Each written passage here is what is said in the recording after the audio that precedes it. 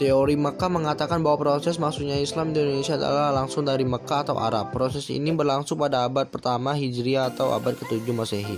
Tokoh yang memperkenalkan teori ini adalah Haji Abdul Karim Amrullah atau Buya Hamka. Yang kedua adalah teori Gujarat. Adalah teori agama Islam yang masuk ke Indonesia dibawa oleh para pedagang dari Gujarat yang didukung oleh Snug Hurgoje, W.F. Studhelhem dan B.H.M. Velke dengan bukti adanya batu nisan dari makam Sultan Malik al-Saleh yang bercorak Gujarat. Yang ketiga ada teori Persia. Teori Persia merupakan sebuah teori yang mengatakan bahwa bangsa Persia atau bangsa Iran yang menjadi penyebar agama Islam di Nusantara pada masa itu. Teori ini didukung oleh dua ahli yang bernama Umar Amir Hussein dan Profesor Hussein Jaya di Ningrat. Bukti dari paham Syiah ketika Islam pertama kali masuk di Indonesia serta banyaknya kesamaan antara tradisi budaya masyarakat Islam Indonesia dengan tradisi budaya Persia pada saat itu. Yang keempat adalah teori Tiongkok atau teori Cina. Teori ini mengatakan bahwa proses kedatangan Islam ke Indonesia khususnya di Jawa berasal dari perantau Cina. Orang Cina telah berhubungan dengan masyarakat Indonesia jauh sebelum Islam dikenal di Indonesia. Ada 7 penyebaran agama Islam di negara Indonesia. Yang pertama adalah jalur perdagangan. Penyebab Islam di Indonesia berhubungan erat dengan kedatangan para pedagang dari negara-negara lain. Hal ini disebabkan oleh letak Indonesia yang berada di jalur perdagangan yang sangat strategis. Yang kedua, jalur perkawinan. Saluran Islamisasi melalui jalur perkawinan maksudnya adalah penyebaran agama Islam dengan cara pernikahan. Maksudnya di sini adalah ketika seseorang pemuka agama atau seseorang yang beragama Islam pada masa tersebut menikah dengan sesama orang yang beragama Islam. Yang ketiga, penyebaran melalui tasawuf. Penyebab Islam tidak kalah pentingnya melalui tasawuf. Tasawuf tentang pertemuan atau cara untuk mendekatkan diri kepada Allah. Tasawuf lebih membantu orang yang memiliki basis ketuhanan lain untuk memahami menerima ajaran Islam. Yang ketiga ada kesenian. Penyebaran agama Islam di Indonesia terlihat juga dalam kesenian Islam seperti peninggalan seni bangunan, seni musik, seni pahat, dan seni sastra.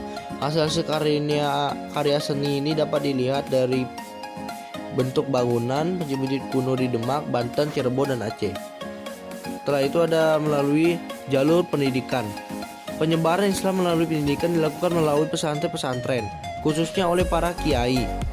Semakin terkenal kiai yang mengajar di pesantren itu, semakin besar pula keterlibatan pesantren ini di tengah-tengah masyarakat. Selanjutnya ada jalur penyebaran Islam melalui berdakwah. Pendatang Islam yang singgah di Indonesia, baik yang menetap maupun yang tidak menetap, sebagian dari mereka memang benar-benar sengaja dan berniat untuk berdakwah. Penyebaran Islam melalui berdakwah bukan hanya dilakukan oleh pendatang dari luar Indonesia. Nah, selanjutnya ada dari politik. Seorang raja mempunyai kekuasaan dan pengaruh yang besar dan memegang peranan penting dalam proses penyebaran agama Islam tersebut. Jika raja sebuah kerajaan memeluk agama Islam, maka rakyat juga akan memeluk agama Islam. Selanjutnya adalah 3 peninggalan Islam di Indonesia yang ada sampai kini. Yang pertama yaitu keraton atau istana. Keraton atau istana merupakan bangunan luas yang dipakai sebagai tempat tinggal raja atau ratu yang sedang memegang.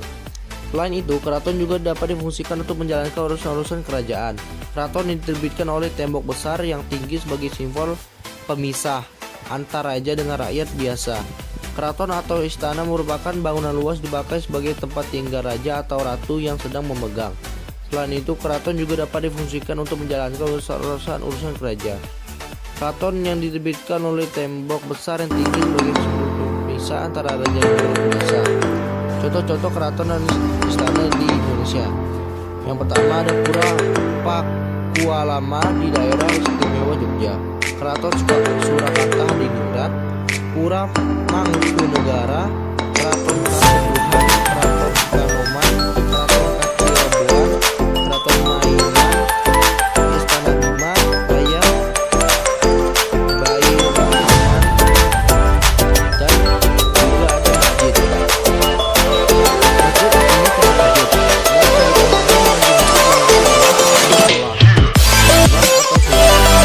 ini terwujud istilah tersebut digunakan bagi masjid